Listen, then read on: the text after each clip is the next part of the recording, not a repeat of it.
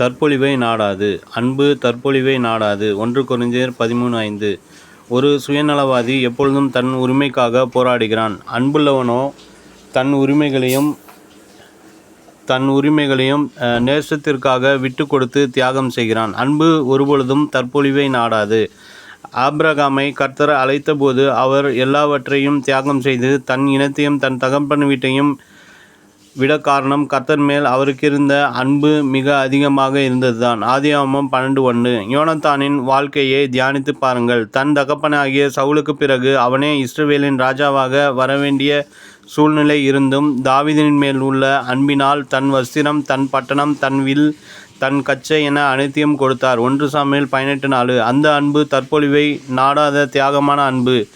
நான் என் சுய பிரயோஜனத்தை தேடாமல் அநேகருடைய பிரயோஜனத்தை தேடி அவர்கள் ரட்சிக்கப்படும்படிக்கு எவ்விதத்திலும் எல்லாருக்கும் பிரியமாக நடக்கிறது போல நீங்களும் யூதருக்கும் கிரேக்கருக்கும் தேவனுடைய சபைக்கும் இடரல் அற்றவர்களாயிருங்கள். 1 கொரிந்தியர் 10:32-33 என்று தன்னை முன்மாதிரியாக்கி அப்போஸ்தலர் பவுல் எழுதுகிறார்.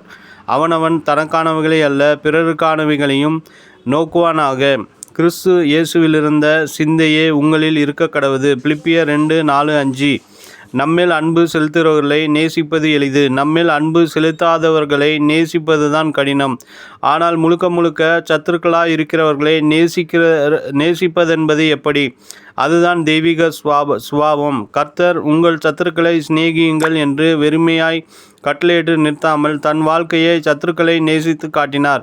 சிலுவையில் அறையப்பட்ட போது அவரது சத்துருக்கள் எவ்வளவாய் அவருக்கு விரோதமாய் எழுந்தார்கள், எவ்வளவாய் அவரை பாடுபடுத்தி அவமானப்படுத்தினார்கள். அவர் அவைகளையெல்லாம் பொறுமையாய் சகித்ததும் இல்லாமல் அன்போடு கூட பிதாவை நோக்கி, பிதாவே, இவர்களுக்கு மன்னியும், தாங்கள் செய்கிறது இன்னதென்று அறியாதிருக்கிறார்களே என்று மன்றாடினாரே. அதுதான் சத்துருக்களை சிநேகிக்கும் அன்பு. வேதம் சொல்லுகிறது, உன் சத்துரு பசியாயிருந்தால் அவனுக்கு போஜனம் கொடு, அவன் தாகமாயிருந்தால் அவனுக்கு பானம் கொடு. நீ இப்படி செய்வதினால் அக்கினி தழலை அவன் தலையின் மேல் குவிப்பாய். நீ தீமையினால் வெல்லப்படாமல் தீமையை நன்மையினாலே வெல்லு. ரோமர் 12:20-21. உன் சத்துருவின் மாடாவது அவனுடைய கழுதையாவது தப்பிப்போக கண்டால் அதை திரும்ப அவனிடத்தில் கொண்டு போய் விடுவாயாக. உன்னை பகைக்கிறவனுடைய கழுதை சுமையோடு விழுந்து கிடக்க கண்டால் அதற்கு உதவி செய்யாதிருக்கலாமா?